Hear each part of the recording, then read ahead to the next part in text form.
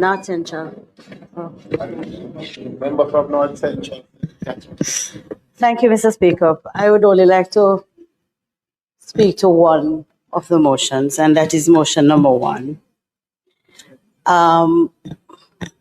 Speaker, I am in full support of this motion, especially where there is an entire section of the constituency I represent, which was inherited from Central St. Catherine, not calling the name though, where all of the roads in every single scheme is bad.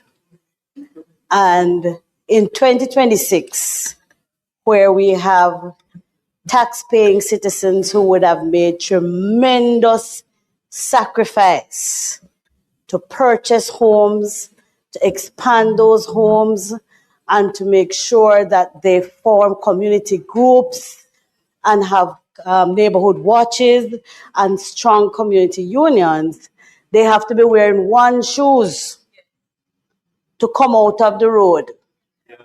When they reach on the main road, they have to put on another shoe to go into the taxi to go to work in 2026. I am most distraught for the people of Lakemore, Villemore, Strathmore Gardens, Avon Park, Monticello. I am very, very distraught because them is more than bastard children. They are forgotten and have been forgotten for decades.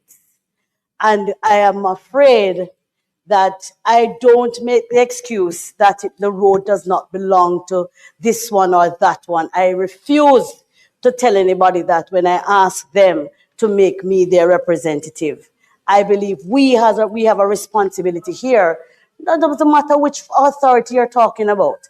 The municipal corporation must deal with municipal roads because we must have that kind of flexibility.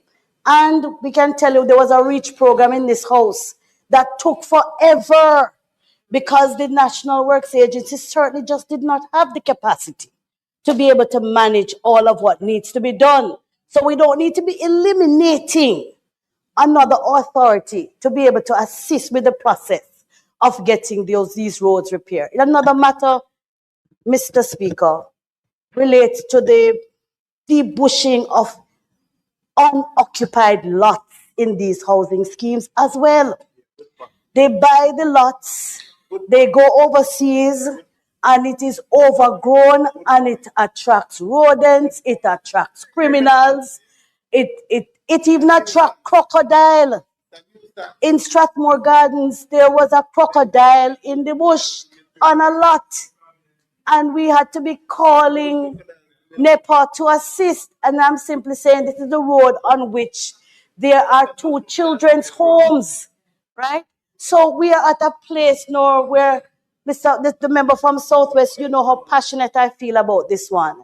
We have a responsibility to the people in the housing schemes who continue to make the sacrifice to do what we ask them to do, to work hard and buy a little piece of this rock named Jamaica.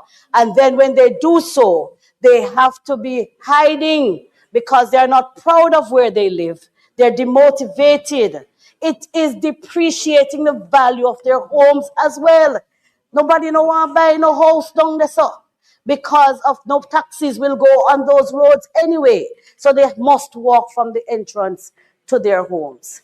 It is time really come for you to make sure. Remember, I support you 150%. I'm also thinking that we need to attach a caveat to them people when them go to the tax office, they must pay. If they're not paying to maintain these lots, we must cut those lots, attach the money to it, and make them pay it.